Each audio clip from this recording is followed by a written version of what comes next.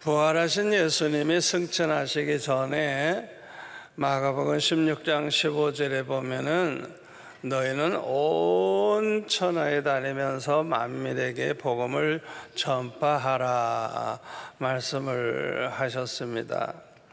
이 말씀은 예수님의 제자들과 또 예수 믿어 구원받은 성도들에게 주시는 말씀이에요. 이 말씀은 해도 되고 안 해도 되고 하는 그런 말씀이 아니고 아주 반드시 순종해야 되는 아주 주님의 지상 명령입니다. 예수 믿는 사람들이 평생 해야 될 사명이에요. 그런데 안타깝게도 많은 교회들이 전도하는 일에 별로 열심히 하지 않고 성도들도 별로 이 복음을 전하는 일에 그렇게 힘쓰지를 않아요. 극소수의 사람들만이 주님의 이 말씀에 순종을 해서 날마다 그냥 기회를 얻든지 못 얻든지 복음을 전해서 한 영혼이라도 구원하려고 애를 쓰는데 그런 사람들이 너무너무 적어요. 그런데 복음을 전하라 그랬거든요. 그런데 복음이라는 게 뭔지 모르는 사람들이 또 많아요. 복음을 전하라 그랬거든요. 복음을. 왜 교회들이 이 모양이냐? 우리 목사들 책임이에요. 목사들 맨날 복음 말을 하지만 도대체 복음이 뭔지 똑바로 가르쳐주질 않으니까 복음 전하라 그러는데 복음 전하라는 게 뭐냐 이게 우리 목사들 책임이죠. 복음은 첫째로 예수님이 그리스도 메시아라는 거예요. 메시아. 그래서 요한복음 14장 6절에 보면 예수님 뭐라 그랬어요? 내가 곧 길이요 진리요 생명이니 나로 말미암지 않고는 아버지께로 올 자가 없느니라. 우리를 구원 얻게 해주는 유일한 메시아는 예수님 한 분뿐이라는 거예요. 오직 주님이 길이요 진리요 생명이시요 아버지께 갈 수 있게 해주시는 분이라 이거예요. 구약 성경에 보면 하나님께서 일찍이 아브라함과 다윗에게 네 자손 가운데 이제 그 메시아 그리스도가 나실 것을 그렇게 약속을 해 주셨어요. 그리고 하나님의 이 약속 그대로 그리스도이신 예수님이 이 세상에 오셨기 때문에 마태복음 1장 1절에 보면 뭐라 그랬어요? 아브라함과 다윗의 자손 예수 그리스도의 계보라. 아브라함과 다윗의 자손 아주 분명히 말씀하고 있죠. 그래서 마태는 그 그리스도라고 칭하는 예수님이 어떻게 아브라함과 다윗의 자손인지 그 계보를 아주 자세하게 마태복음 1장 1절부터 17절까지 아주 자세하게 기록을 했습니다. 그리고 18절에 이제 들어가서 보면 다윗의 자손인 요셉과 정혼한 마리아가 요셉과 동거하기 전에 아직 처녀였을 때 성령으로 예수님을 잉태하셨다고 말씀하고 있습니다. 그리고 마태복음 1장 21절에 보면 아들을 낳으리니 이름을 예수라 하라. 이는 그가 자기 백성을 그들의 죄에서 구원할 자라 이렇게 말씀해 주셨습니다. 우리 인간이 죽음을 맞이하게 되고 저주받게 되는 것은 인간이 죄를 범했기 때문에 그래요. 그러므로 우리 인간을 가장 불행하게 만드는 것은 우리가 날마다 범하고 있는 그 죄가 이 세상을 지옥과 같은 세상 만들고 인간을 마귀사춘같이 만들고 아주 악하게 만들고 음란하게 만들고 그냥 세상을 불행하게, 인간들을 불행하게 만드는 게 바로 이 죄예요, 죄. 그런데 우리 인간은요, 과거에 범한 죄도 해결할 능력이 없고 지금 범하는 죄도 내가 그걸 해결할 힘이 없어요.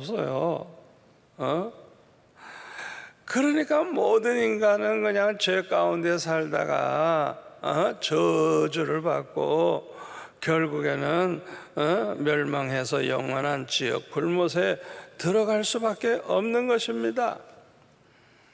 그런데 사랑 많으신 우리 하나님께서는 우리 믿음의 조상 아브라함과 다윗에게 약속하신 그 메시아 그리스도를 우리에게 보내주셔서 십자가에 못 박혀 죽으심으로 그 지긋지긋한 원수 같은 그 모든 죄를 다 대속해 주시고 또 모든 저주를 속량해 주셨어요. 그래서 갈라디아서 3장 13절 14절에 보면 뭐라고 했습니까? 우리 주님이 우리를 대신해서 저주를 받으셨대요. 저주를. 왜? 나무에 달린 자마다 저주받은 자라 그랬거든요. 그러니까 십자가에 못 박혀 돌아가신 것 자체가 이게 저주예요, 저주. 왜 저주를 받았느냐? 우리가 율법대로 살지 아니함으로 받게 된 모든 저주를 속량하기 위해서, 아멘? 속량하기 위해서 예수님께서 그렇게 대신 저주를 받으셨다는 거예요. 그뿐만이 아니에요. 그 다음에 보니까 이방인들까지 모두가 다 아브라함의 복을 받을 수 있게 됐고, 그뿐만이 아니에요. 누구든지 믿으면 성령의 약속을 받게 해주셨다는 거예요. 얼마나 감사한 일입니까? 복음이라고 하는 것은 바로 뭐냐? 예수님이 그리스도, 예수님이 메시아, 예수님만이 우리를 구원해서 아버지께 갈 수 있게 해주시는 분이라는 거예요. 이게 복음이에요, 복음. 예수님이 그리스도라는 거. 그래서 사도행전 5장 40절에 보면 사도들이 복음을 전하다가 그냥 예수님의 이름으로 복음을 전하다가 채찍질을 맞게 됐어요. 그런데 주님 때문에 받는 이 능력을 그냥 얼마나 기뻐하는지, 공회 앞을 떠나서 그 다음에 자기 집으로 돌아가서 그 다음에 날마다 성전에 있든지 집에 있든지 예수는 뭐라고? 그리스도다, 그리스도다. 예수가 그리스도라. 이걸 가르치기와 전도하기를 끝이지 아니했다 그랬어요. 그러니까 우리가 복음을 전한다고 하는 건 뭐예요? 예수님이 그리스도, 예수님이 메시아, 예수님만이 길이요 진리요 생명이요 아버지께 가게 해주는 분이라는 거. 그게 복음이에요, 복음. 두 번째로 복음은 예수님이 살아계신 하나님의 아들이시라는 거예요. 그래서 요한복음 3장 16절에 보면 뭐라 그랬어요? 하나님의 세상을 이처럼 사랑하사 독생자를 주셨으니, 예수님이 하나님의 독생자. 이는 그를 믿는 자마다 멸망하지 않고 영생을 얻게 하려 하심이라. 로마서 8장 32절을 보면 자기 아들을 아끼지 아니하시고 우리 모든 사람을 위해서 내어주시니가 어찌 그 아들과 함께 모든 것을 우리에게 주시지 아니하시겠느냐. 여기 보도 아들이라 그랬잖아요. 아들. 예수님은 살아계신 하나님의 아들이시라는 것. 이게 복음이에요, 복음. 마태복음 16장에 보면은 예수님께서 제자들에게 너희는 나를 누구라 하느냐 그럴 때 베드로가 뭐라 그래요? 저는 그리스도시요. 그 다음에 살아계신 하나님의 아들이십니다. 우리가 믿어야 되고 전해야 될 복음의 내용이 바로 그거예요. 예수님이 그리스도시요 살아계신 하나님의 아들이시라는 거예요. 우리는 이 베드로와 같은 믿음을 가지고 베드로와 같이 고백을 하고 베드로처럼 이 복음을 전해야 되는 것입니다. 누구든지 베드로와 같은 이 믿음을 가지면 다 구원받아 하나님의 자녀가 돼요. 그래서 이렇게 고백하는 사람들이 두세 사람만 모여도 마태복음 18장 20절에 예수님이 그들과 함께 계신대요. 아멘. 예수님을 그리스도로 살아계신 하나님의 아들로 믿는 이 사람들이 두세 사람만 모여도 그곳에 반드시 주님이 계시기 때문에 교회가 이루어지는 거예요. 여러분 가정도 마찬가지예요. 여러분 가족 중에 두세 사람이 다 그런 믿음을 가지고 있다면 여러분의 가정은 주님이 계시는 교회. 우리 사랑방도 마찬가지예요. 예수님이 그리스도시여 살아계신 하나님의 아들이심을 믿는 사람들이 모인 이 사랑방, 그 가운데는 주님이 계시다는 것 꼭 기억하셔야 돼요. 주님이 그 가운데 계세요. 그래서 그거는 작은 교회 중에 하나인 것입니다. 그런데 예수님이 그리스도이심을 보여주시는 사건이 뭐냐? 예수님의 십자가와 부활입니다. 예수님께서 그의 백성들을 그들의 죄에서 구원하기 위해서 십자가에 못 박혀 죽으시고 장사 지낸 지 사흘 만에 부활하신 것, 이 사건이 예수님이 바로 그리스도이심을 보여주는 사건입니다. 그런데요, 예수님은요, 저와 여러분도 부활한다고 말씀하셨어요. 예수님이 십자가 지시기 전에 요한복음 5장에 보면 미리 말씀을 해주셨어요. 미리. 요한복음 5장 25절에 보면은 진실로 진실로 너에게 이르노니 죽은 자들이 하나님의 아들의 음성을 들을 때가 오나니 곧 이때라. 듣는 자는 살아나리라. 아버지께서 자기 속에 생명이 있음같이 아들에게도 생명을 주고 수 있게 하셨고 또 인자됨으로 말미암아 심판하는 권한을 주셨느니라. 이를 놀랍게 여기지 말라. 무덤 속에 있는 자가 다 그의 음성을 들을 때가 오나니 선한 일을 행한 자. 이 세상에서 가장 선한 일이 뭔지 알아요? 예수 잘 믿는 거예요. 하나님을 잘 경외하는 일이 가장 좋은 일이고 선한 일이에요. 하나님 잘 믿는 사람들은 하나님 말씀대로 살고 하나님 뜻대로 살다가 보니까 얼마나 좋은 일 많이 해요. 그러니까 선한 일을 행한 자는 뭐예요? 생명의 부활을 해요. 그런데 반대로 악한 일을 행한 자, 여러분 죄 가운데 가장 큰 죄가 뭔지 알아요? 예수 믿지 않는 죄예요. 예수 믿지 않는 죄예요. 예수 안 믿는 죄가 제일 커요.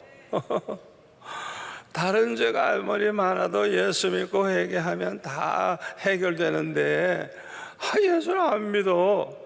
이 사람은 구원받을 길이 없어요.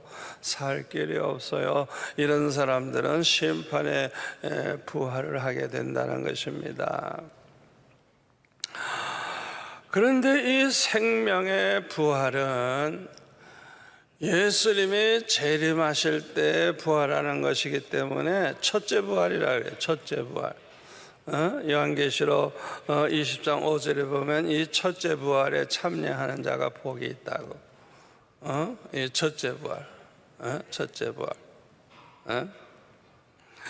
여러분, 이 첫째 부활을 하는 사람들은요, 예수님이 부활하실 때 그 몸, 영생하는 몸, 다시는 병들지 않고 늙지 않고 죽지 않고 썩지 않는 영원히 영생하는 그 몸, 그렇게 부활하는 거예요. 아멘. 얼마나 감사한 일입니까? 그래서 예수님 재림하시는 그 순간에 주 안에서 죽은 우리 성도들, 믿음으로 살다가 죽은 성도들이 다 부활을 하는데, 그렇게 주님 부활하실 때 몸과 같은 몸으로 부활해서 주님을 맞이하고 그때부터 영원히 주님과 함께 살게 되는 것입니다. 그러니까 이 첫째 부활에 참여하는 사람들은요, 로마서 8장 14절의 말씀대로 평소에 하나님의 영으로 인도함을 받으며 산 하나님의 자녀들이에요. 또 로마서 8장 15절 말씀대로 양자의 영을 받아서 평소에 하나님을 아버지라고 부르던 사람들이에요. 그리고 로마서 8장 17절 말씀대로 상속자가 된 사람들이에요. 하나님의 자녀는 상속자, 하나님의 상속자, 하나님이 만드신 모든 천국과 그 아름다운 걸 내 것처럼 쓸 수 있는 상속자, 하나님의 상속자, 그리스도와 함께한 상속자. 아멘. 예수님은 아들이지만 우리는 양자, 법적 자녀. 그런데 상속은 똑같이 받는 거. 그래서 그리스도와 함께 영광도 받게 되는 거. 이야, 생각만 해도 아이고 막 흥분이 되지 않습니까? 얼마나 감사해요. 그런데 또 한 가지 부활이 뭐예요? 심판의 부활. 이거는요, 요한계시록 20장 13절에 보면요, 천년왕국 지난 다음에 이제 백보자 심판이 있는데, 모든 인류가 다 생명책에 기록된 사람은 말고 모든 인류가 자기가 행한 대로 책에 다 기록이 돼 있대요. 자기가 평생 어떻게 죄를 범했는지 그 행한 대로 심판을 받아서 영원한 지옥 불못에 들어가기 위해서 모든 죽은 자들이 그냥 다 부활하는 거, 심판받아 지옥에 들어가기 위해서 이제 부활하는 거, 그래서 심판의 부활이라고 그렇게 말을 하는 것입니다. 그런데 우리가 모두가 다 생명의 부활을 해야 되겠죠? 그런데 우리가 나는 생명의 부활을 하게 된다고 하는 그런 확신을 우리가 가질 수 있어야 돼요. 아니, 그런 확신이 없는데 어떡해요? 자신이 없는데. 어떤 사람이 그런 확신을 가지게 되느냐? 첫째로 성령 받은 사람들, 성령으로 거듭난 사람들. 이 사람들 속에는 누가 있어요? 성령이 계세요. 성령이 계세요. 그래서 고린도전서 3장 16절에 보면 뭐라 그랬어요? 너희가 하나님의 성전인 것과 하나님의 성령이 너희 안에 거하시는 것을 알지 못하느냐? 요한복음 14장 16절 이하에 보면 뭐라 그랬어요? 다른 보혜사, 이 진리의 성령을 우리에게 보내주시는데 영원토록 너희와 함께 있게 하신다는 거예요. 아멘. 그래서요, 이 성령은 예수 안 믿는 사람들, 이 사람들은 받질 못해요. 그래서 이들은 몰라요. 보지도 못하고 알지도 못해요. 그러나 우리는 알아요. 왜요? 우리와 함께 늘 거하시고 또 우리 속에 항상 계시기 때문에 우리는 성령이 내 안에 계신 걸 알게 되고 성령이 어떤 분이라는 걸 우리가 알게 되는 것입니다. 이와 같이 성령 받은 사람들은요, 요한일서 4장 13절 말씀대로 우리가 예수님 안에, 예수님이 내 안에 계신다는 걸 우리가 알게 된다고 그랬습니다. 내 안에 주님이 계시다는 걸 알게 된다는 거예요. 요한일서 5장 12절에 보면 아들이 있는 자에게는 생명이 있고 하나님의 아들이 없는 자에게는 생명이 없다. 항상 주님을 모시고 사는 사람은 생명이 있지만은 그 속에 주님이 없는 사람은 생명이 없다는 거예요. 이런 사람들이 바로 생명의 부활을 하게 되는 것입니다. 그런데 안타깝게도 성령 받지 못한 사람들이 있잖아요. 이 사람들은요, 자기 안에 예수님이 계시다는 걸 알 수가 없어요. 왜? 안 계시기 때문에 그래요. 그래서 사도 바울은 고린도후서 13장 5절에 보면 이랬죠. 너희는 믿음 안에 있는가 너희 자신을 시험하고 너희 자신을 확증하라. 예수 그리스도께서 너희 안에 계신 줄을 너희가 스스로 알지 못하느냐? 그렇지 않으면 너희는 버림받은 자니라 그랬어요. 그러니까 주님이 내 안에 계시다는 걸 알지 못하는 사람들 버림받은 사람이래요. 언제나 주의 영, 그리스도의 영, 예수의 영이신 성령이 우리 안에 계시면 주님이 항상 나와 함께 하신다는 걸 우리가 알게 되는 것입니다. 두 번째로 장차 생명의 부활을 한다는 확신을 누가 가지게 되느냐? 부활하신 주님을 만난 사람들입니다. 오늘 보면 그 고린도전서 15장 5절부터 보면은 부활하신 주님 만난 사람의 이름이 나오죠. 게바에게 보이시고 후에 12 제자에게와 그 후에 500여 형제에게 일시에 보이셨나니 그 중에 지금까지 대다수는 살아있고 어떤 사람은 잠들었으며 그 후에 야고보에게 보이셨으며 그 후에 모든 사도에게와 맨 나중에 만삭되지 못하여 난 자 같은 내게도 보이셨느니라. 사도 바울도 부활하신 주님을 만났다는 거예요. 그런데 다른 사람들은요, 예수님 승천하시기 전에 만났거든요. 그런데 사도 바울은 예수님 승천하신 이후에 다메섹 도상에서 부활하신 주님을 만나지 않았습니까? 아마 여러분 중에도 부활하신 주님을 만난 체험을 하신 분이 있을 것입니다. 이런 사람들은요 믿음도 충만하지만 기쁨도 충만하고 그냥 얼마나 행복한지 몰라요. 여러분 이런 체험을 하신 분들은요, 이 세상이 다 배설물과 같아요. 세상은 아무것도 아니에요.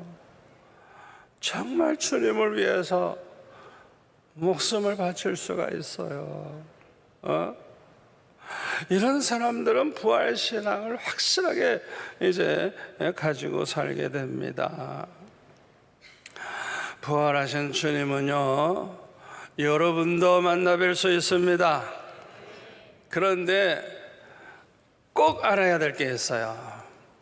부활하신 주님을 만날 때 어떤 형상이 나타나는 게 아니고, 주님이 우리에게 오시면 말씀을 해주시기 때문에 그 음성을 듣게 되는 거예요. 주님이 말씀하실 때 내가 확실하게 이제 주님 말씀하시는 음성을 듣게 되는 것입니다. 자, 그러면 누가 부활하신 주님을 만나뵐 수 있느냐? 주님을 사랑하는 사람들이 주님을 만나볼 수가 있습니다. 요한복음 14장 21절에 보면 예수님께서 말씀하셨어요. 나의 계명을 지키는 자라야 나를 사랑하는 자니. 나를 사랑하는 자, 주님을 사랑하는 자는 내 아버지께 사랑을 받을 것이요, 나도 주님도 그를 사랑하여 그에게 나를 나타내리라 말씀을 하셨어요. 그 사람, 주님을 사랑하는 그 사람에게 나를 나타내리라, 나타나 주시겠다는 거예요. 이 말씀대로 주님을 사랑하는 사람은요, 주님의 계명을 지키되 마지못해 안 지켜요. 주님을 사랑하기 때문에 기쁨으로 자원해서 지키고요, 주님 뜻대로만 살려고 하고요, 주님과 복음을 위해서 살려고 하고요, 그리고 주님을 위해서 받는 고난을 영광으로 생각하고요. 아멘. 그래서 주님을 위해서 살다가 고난을 받으면 물러서는 게 아니라 더 열심히 더 충성을 하게 됩니다. 그리고요, 주님을 사랑하는 사람은요, 반드시 내 이웃을 사랑하고 형제를 사랑합니다.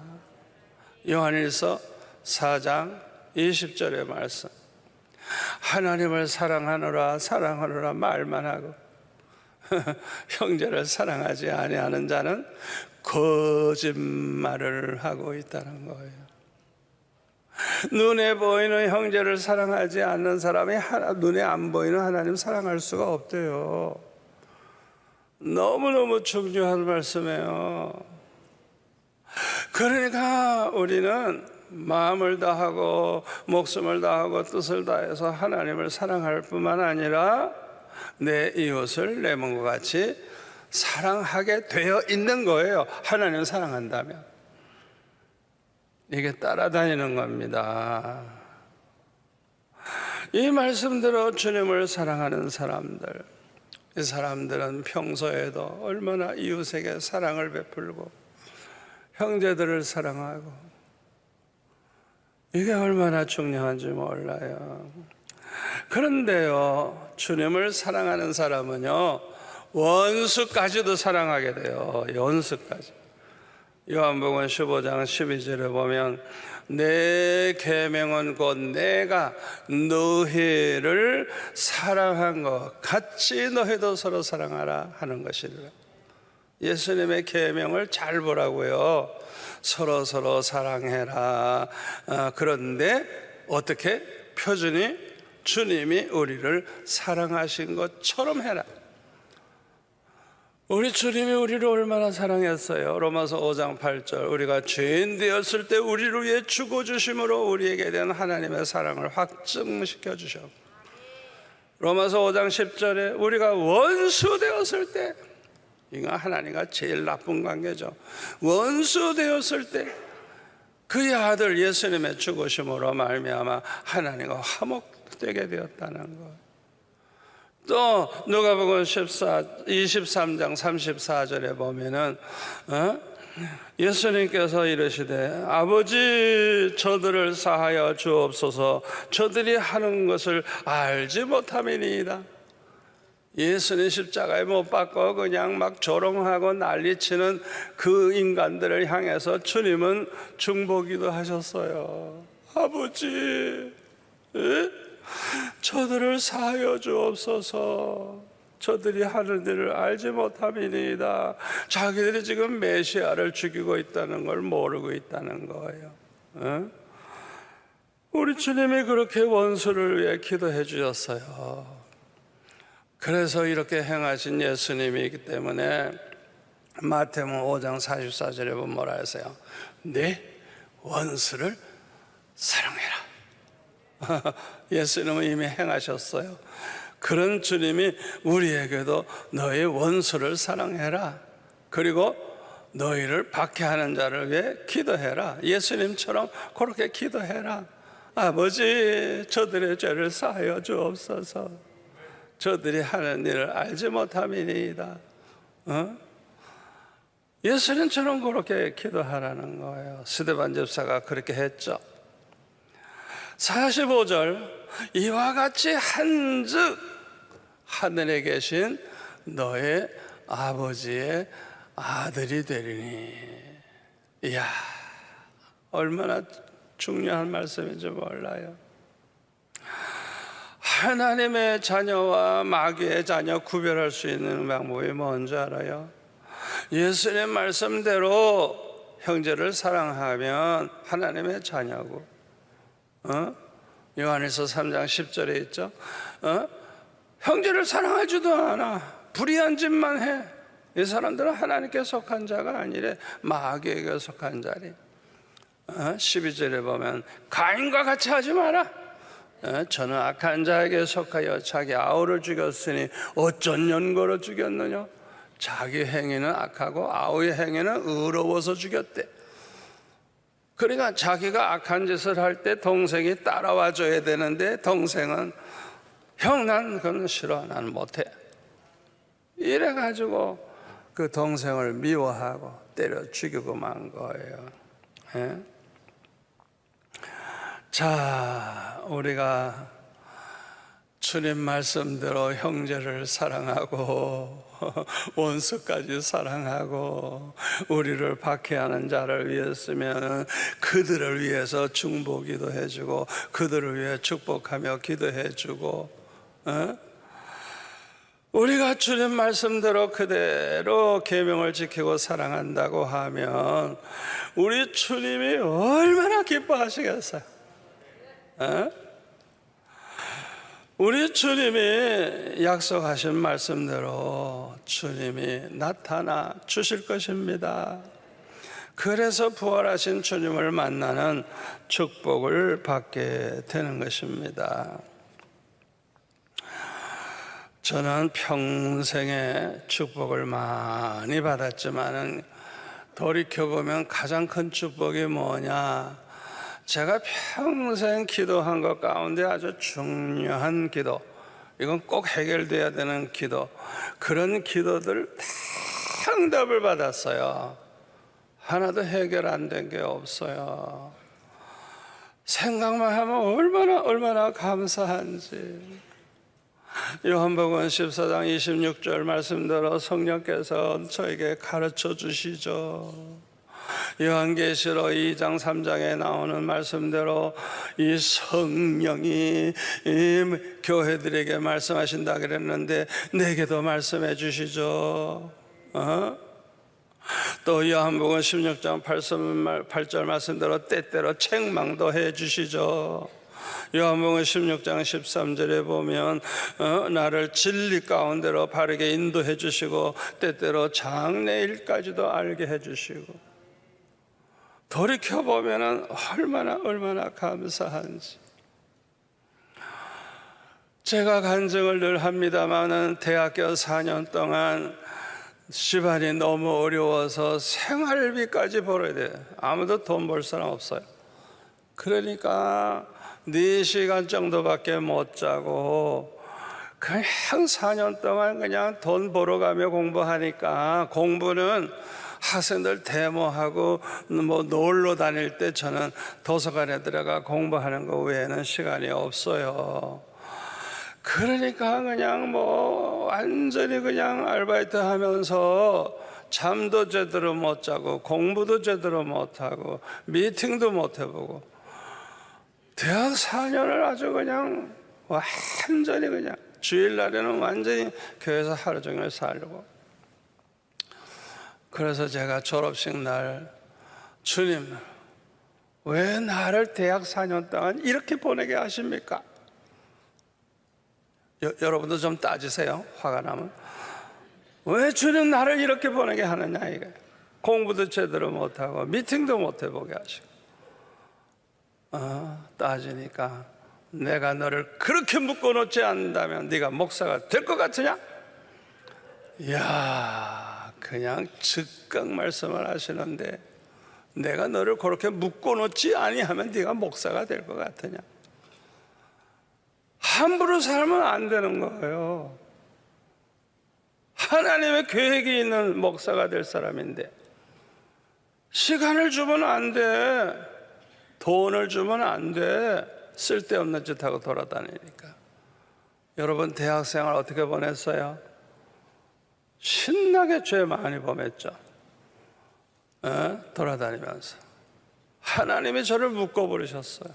너는 안 돼, 너는 안 돼, 딱 묶어버리신 거예요. 그 음성을 듣는 순간에 그냥 모든 고민이 사라지고, 이야, 나를 목사 만들기 그렇게 하셨구나 생각해보니까 얼마나 감사한지. 그냥 음성을 듣는 순간에 그 모든 그냥 고민스러웠던 거, 해결 못했던 게 그냥 한순간에 해결이 다 돼버린 거예요. 얼마나 기쁘고 얼마나 좋은지.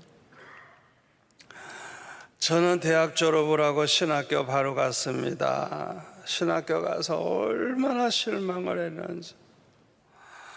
제가 그때 박흥영 박사 책을, 비싼 책을 하나 샀는데 편서 갔다 왔더니 없어졌는데 지금까지도 안 나와. 얼마나 실망을 했는지. 그러니까 뭐 하나 놓고 갈 수가 없는 게 신학교야. 도둑놈이 그렇게 많아. 지금까지도 안 나와 그 책이. 우리 동기생들 중에 누가 가져갔겠지.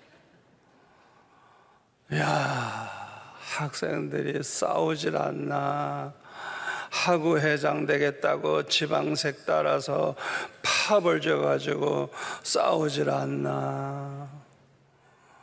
아이고, 노회 총회 가보니까 목사장로도 더 싸우네 세상에. 저는요, 적어도 신학교 가서 주의종 될 사람은 순교할 각오 없이는 가면 안 돼. 절대로 안 되는 거야. 순교자가 될 생각하면 가고, 그렇지 않으면 안 되는 거예요. 얼마나 엉터리가 많은지. 너무너무 마음이 아파가지고 그냥 학교 가기도 싫고요. 그냥 자퇴할 생각밖에 없는 거예요. 제가 2주간을 알아 누웠어요. 너무 고민하다가 주님이 찾아오셨어요. 나도 네 마음처럼 내 마음도 아프다. 주님도 그렇게 아프대. 내가 그렇게 그냥 너무 괴로워하는데 주님도 그렇게 아프대요, 마음이. 그러나 너처럼 많은 사람이 실망하고 그만두는데 너까지 그만두면 어떻게 하냐? 너는 어떻게 해서든지 훌륭한 목사가 돼서 이 한국교회를 개혁해야 될 게 아니냐? 우리 주님께서 저보고 그렇게 말씀을 해 주시더라고요. 제가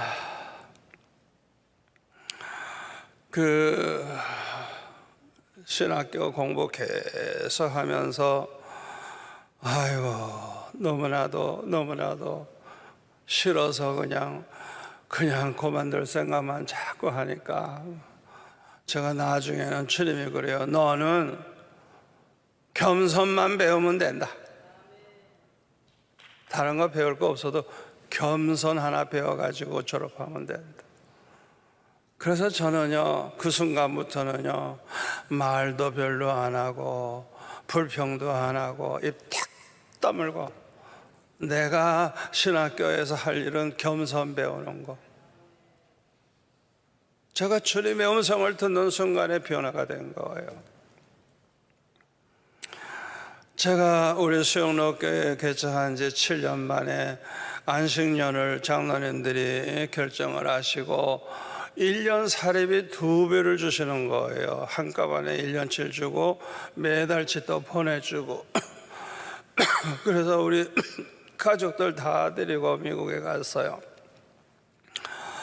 아이고, 그런데 미국에 가 있는 동안에 소문이 났는데 제가 어떤 교회 부임을 해서 설교하는 걸 봤다. 어떤 날도둑놈이 거짓말을 하는 거야. 그러니까 성도들이 울고 불고 정필도 목사도 별거 아니구나, 가족 데리고 미국 가더니 안 돌아오는구나, 이러고 소문이 퍼졌는데 장로님 중에 아주 신실하신 장로님이 편지를 보냈어요. 목사님은 항상 기도하고 모든 거 결정하시는데 기도 많이 하신 줄 압니다. 이러고 그 내용을 보내준 거예요. 그래서 내가 알게 된 거예요. 이야, 얼마나 충격을 받았는지. 하여튼 우리는 가지고 있는 모든 걸 다 바쳐가면서 아주 그냥 완전히 빈털터리가 나죠. 교회 개척을 하면 그냥 목숨까지 바쳐야 되니까 온 재산 다 바쳐가면서 7년 동안 일을 했는데 성도들이 나를 못 믿어주는 거예요.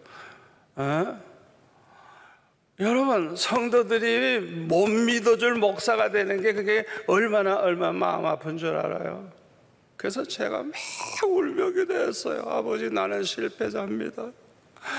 아버지, 성도들이 믿을 수 없는 목사가 됐으니 나는 실패자입니다. 막 울면서 기도했어요. 그때 주님이 말씀하시기를, 너는 나를 믿어줬냐? 이야, 상상 못할 말씀하시는데 너는 나를 믿어줬냐?